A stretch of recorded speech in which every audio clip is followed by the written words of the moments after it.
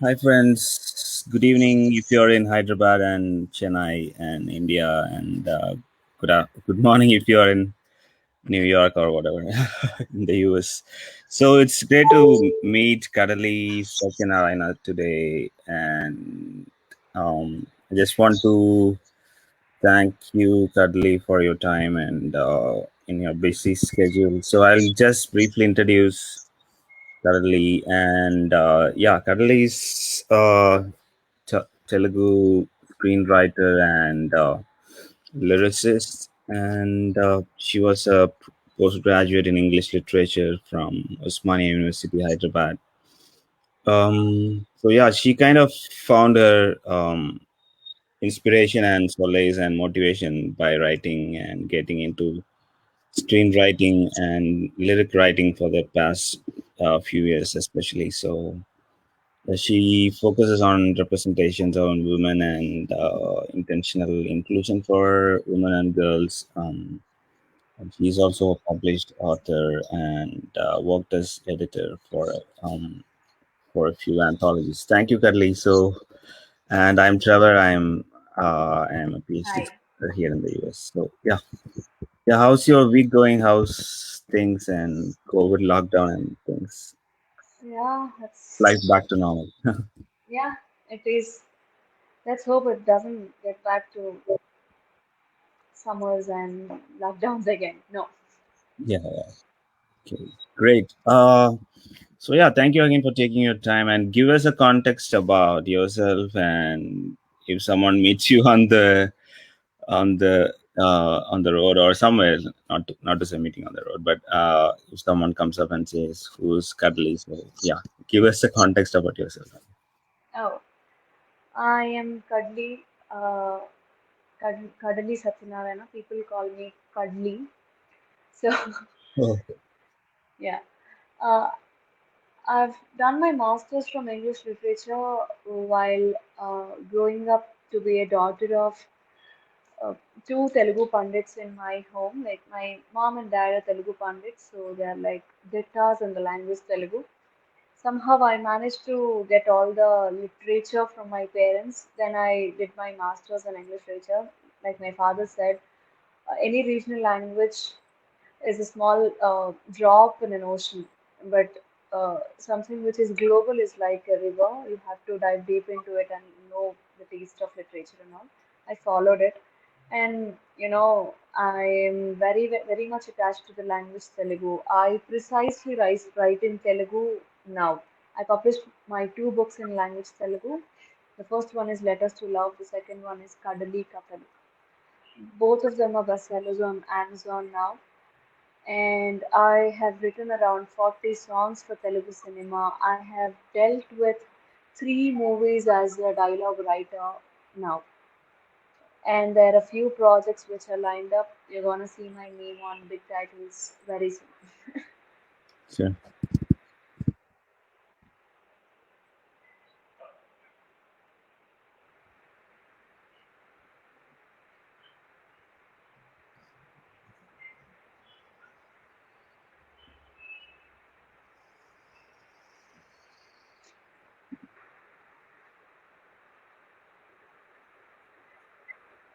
Yeah, I'll attach links when we are done with the conversations to the video feed. Yeah, for audience to check out your to check out your work. So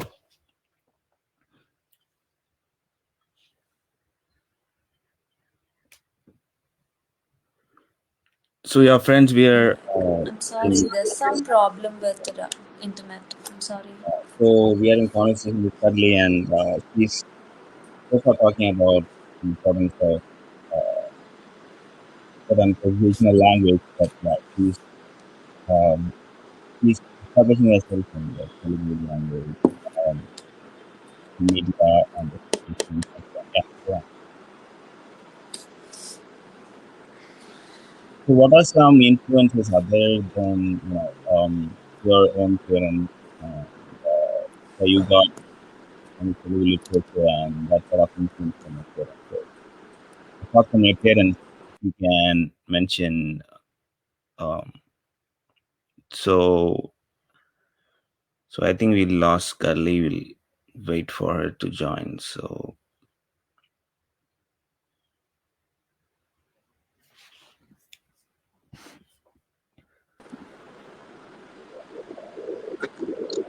yeah, the question being, apart from your parents, what and who are some a few major influences for you? I can't listen to you, Trevor. Something wrong with the internet, I guess. I don't know.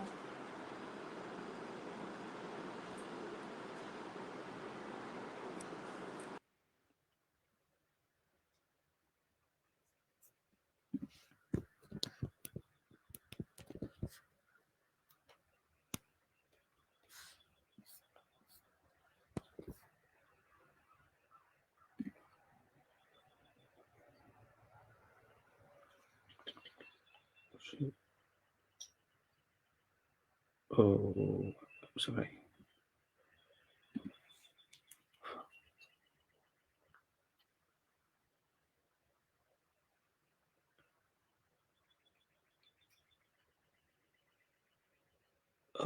We are sorry. We are having some technical issues, I guess.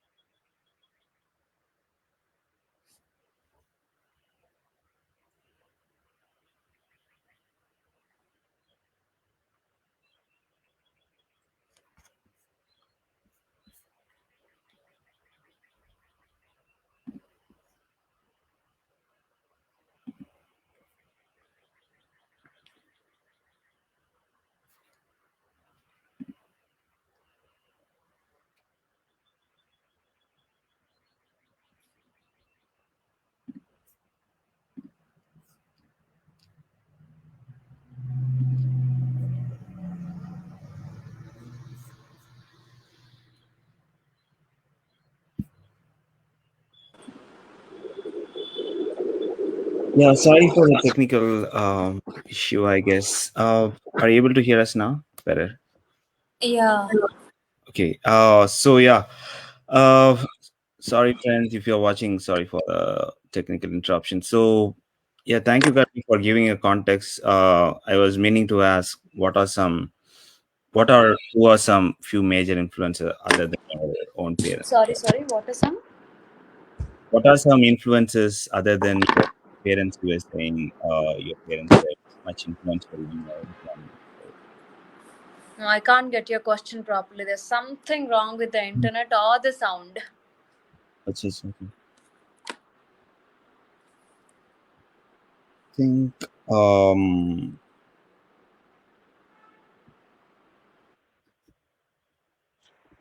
you hear me now? Yeah, I can hear you. Yeah, I can hear you. Yeah. Can you hear me well So, now? I can speak yeah, loud a no, bit now. I tried, yes. Yeah, I was I tried asking, connecting again. who are some of your major influences other than your parents, right? Yeah, I would say writer Chellam definitely. When I was young, around 13, 14, I started reading Chellam's literature, which has richly influenced me. got it. So, what can people, especially young folks who are watching, learn from one or two main things from Chellam's work? What exactly did motivate you? Okay, this is why I want to get into screenwriting, or sort of. Yeah. So, what made you inspired from Chellam's work, right? No, it's got nothing to do with Chellam, me getting into screenwriting. Screenwriting is different part while you compare writing and writing literature and writing film are two different things as I perceive because film and literature definitely go hand in hand, but it works differently on screen. So whatever I do while doing something as a piece of literature is completely different from what I do as screenwriting. So Chalam has definitely influenced me to be a better writer by raising my voice up, questioning few things, questioning taboos, breaking stereotypes and all. But that definitely led a nice path to enter into commercial writing, which is actually screenwriting, Great. So that's a which fills great. my heart is not a thing which fills my pocket. So sometimes film and literature change their places from pocket to heart, heart to pocket. I got it. So yeah, I will come to that question, important question soon. So how do you like maintain this balance? I think that's an interesting balance you are pointing at and helping us understand, I guess, in terms of this, there may not be a direct connection between or influence between literature, and you cannot directly take it to film writing. Is that what you're saying? Right. No, it's not. It's not. It cannot be or something like that. It's definitely there. There's a bridge between film and literature, but one has to be conscious enough to choose that way. So I chose literature for my heart, and I write for films definitely for the economical satisfaction. Nowadays, if you get into publishing a book and selling it over the public medium, it has got tough like what tough questions to deal with, difficulties to face. But when it comes to film writing, it's definitely something which is more into commercials. It pays you Mhm. enough while when compared to publishing a book and all. So that way they both can be balanced according to your choices, your preferences, your priorities. So my priority keeps on changing month by month. One Hmm. month I would definitely be concentrating on the next book which I write or next novel which I'm gonna bring, and the entire next month will be I'll be concentrating on songs and dialogues. So one whole month I'll be working I mean like working so much that I can take one whole month gap and concentrate on what my heart begs for. It's books. So I Hmm. save up the entire income for one month and I put my energies into channelizing what I think into books. So that balance I somehow Got manage. it.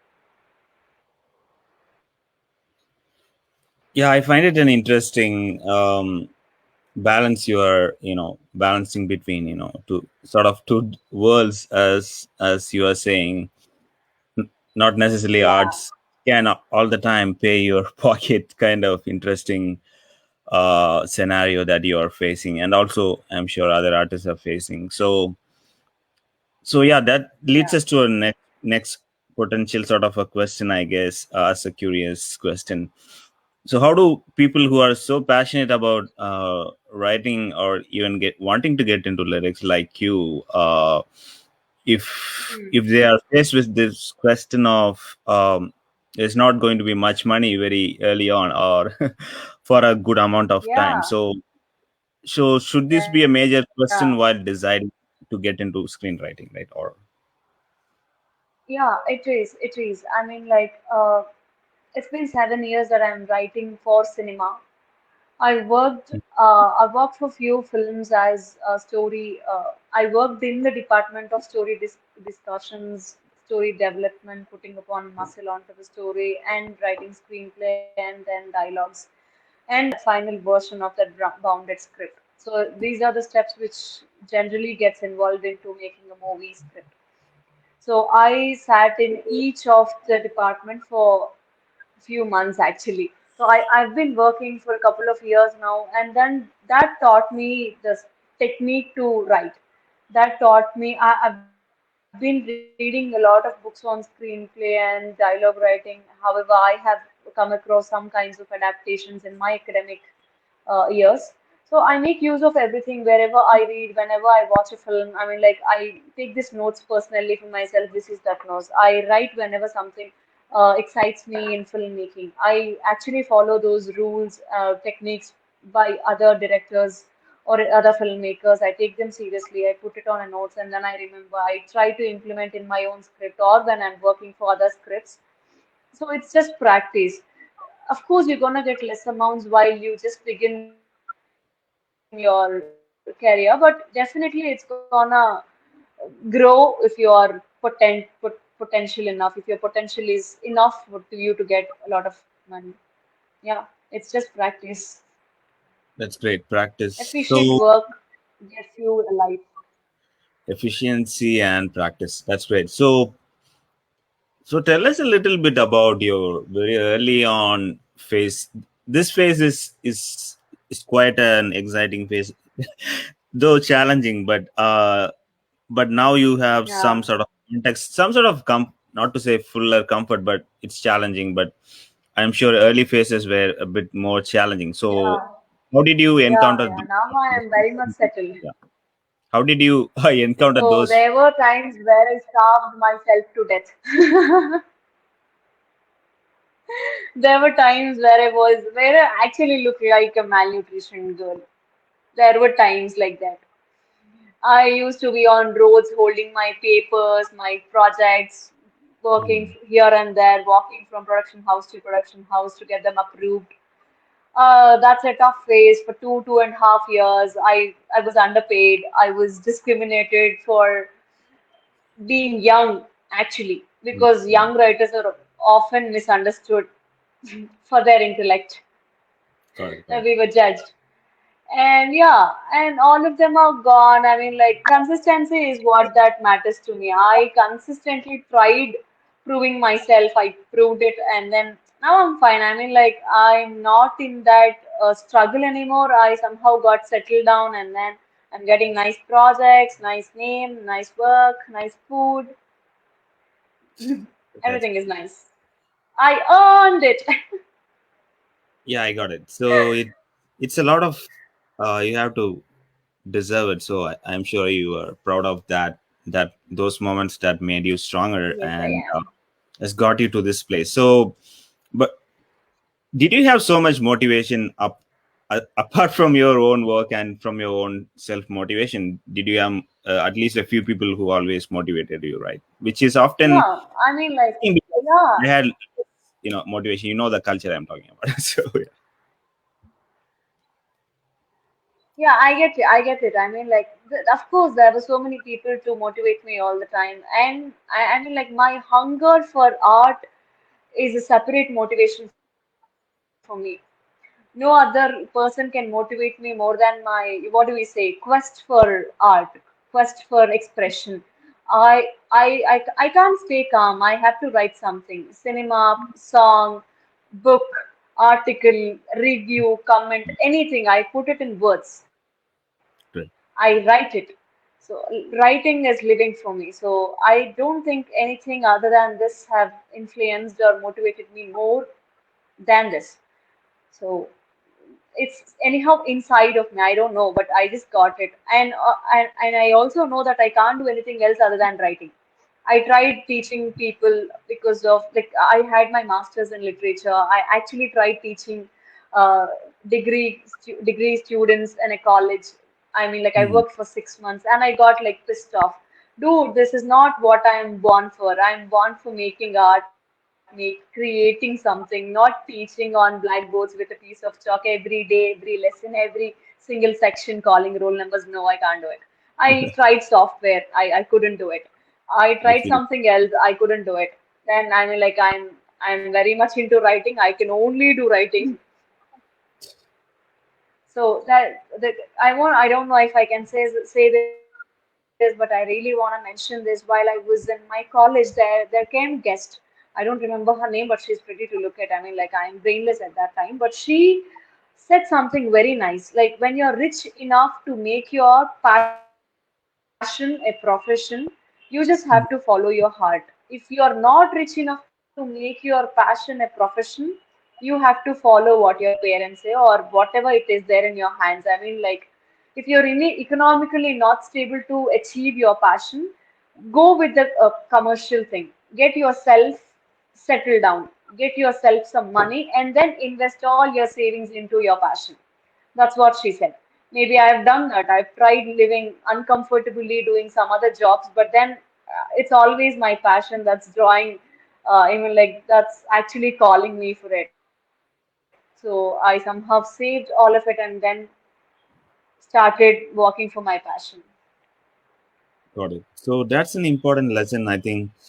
If you don't have much economic resource, then it's better to save up and get yourself settled. Then put that Yeah, investment back into your passion. So I think that's an important lesson for people who yeah. don't have much resources. So yeah, that's my next short query. How did you maintain regarding resources wise? Did you have good savings? So I think I'm trying to ask a very practical question for people who want to get into this field. So did you have much savings and so on? And should people keep saving I don't up? know. I mean, like you're gone.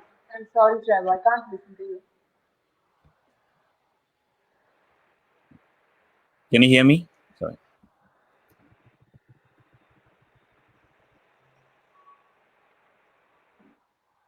Can you hear me? No, Sorry.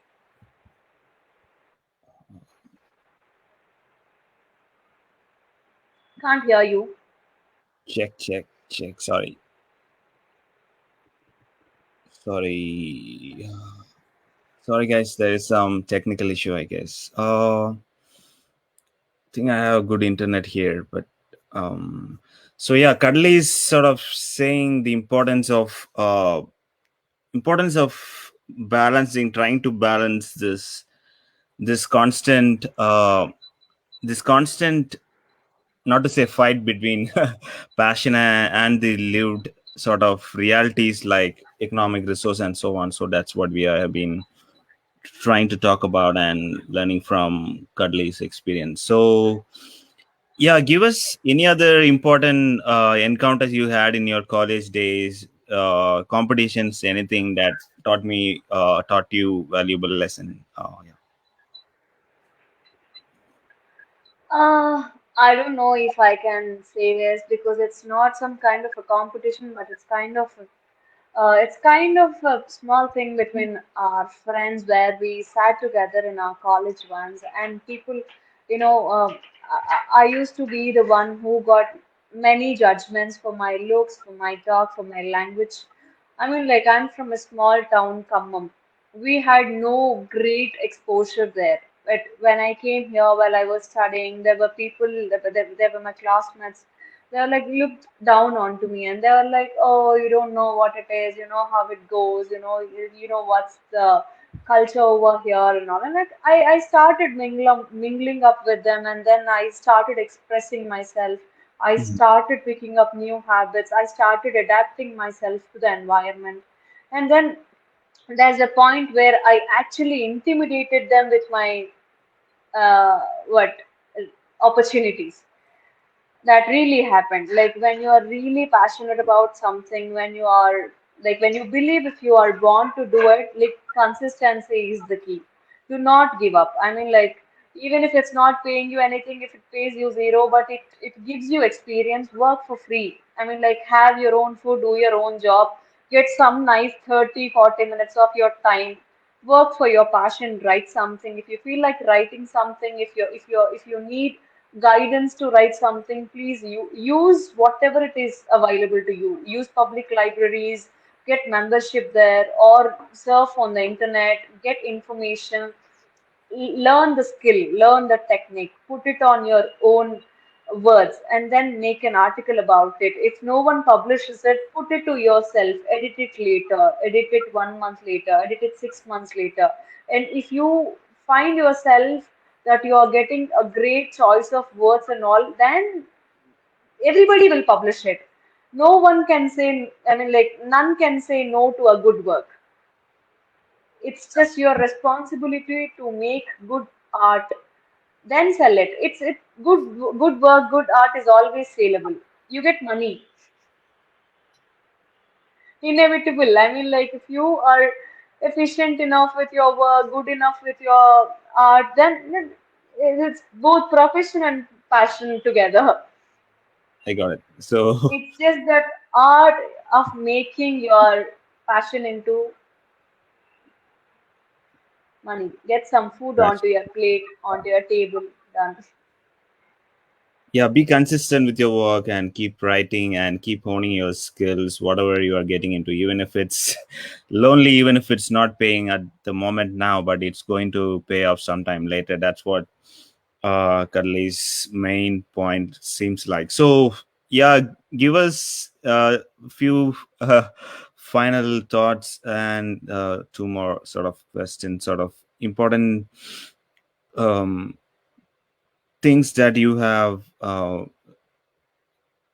you might want to share with folks who are who seems they are lost, sort of thing. So you're talking about so much motivation, I get it. You are on your path, you are working on it daily, doesn't matter how many years it takes, but you are strong enough. But there comes a moment in whatever career, but especially in career like arts and writing and so on, so there comes a moment you want to give up, sort of moment. So not necessarily saying it does occur to you, but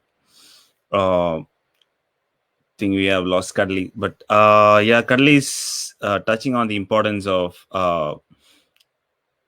being consistent with your passion and working on your skills, however long it takes. So so yeah, that's the important takeaway from the conversation, uh, I guess.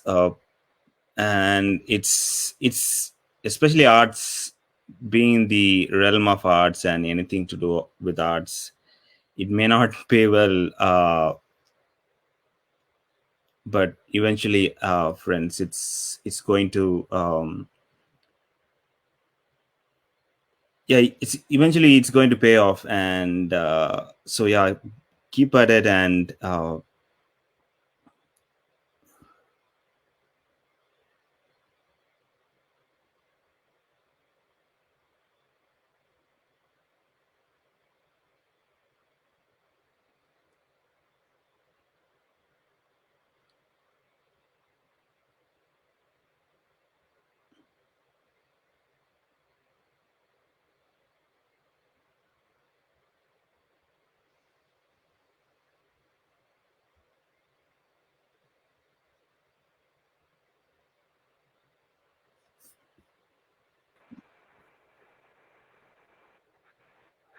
so sorry, Cuddly. So yeah, this has been an issue, especially with Zoom era and so on. So Something is really bad. yeah, yeah. We will wrap up soon. So I was trying to say a few thoughts about uh, what's it like if someone is has lost or almost on the verge of giving up, sort of a context. So that's our final thoughts for the day.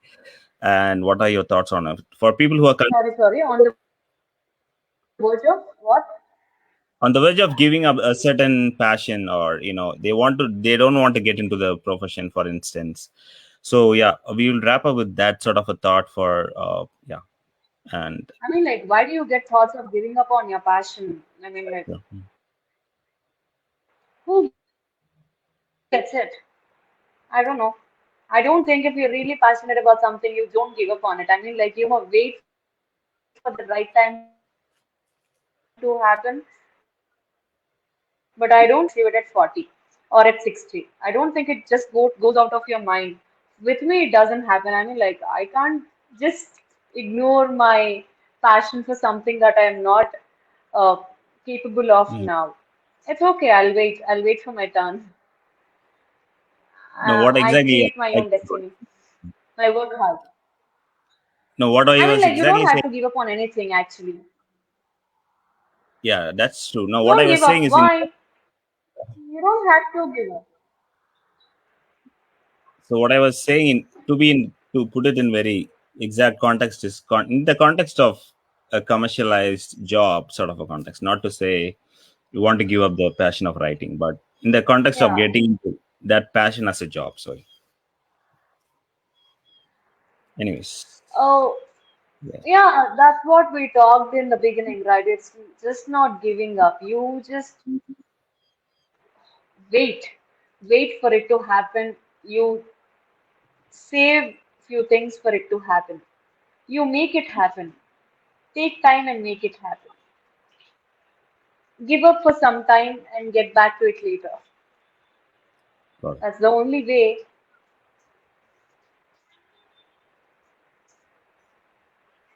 So I think I this is don't know an if I important. made sense. I No, made no, no. sense.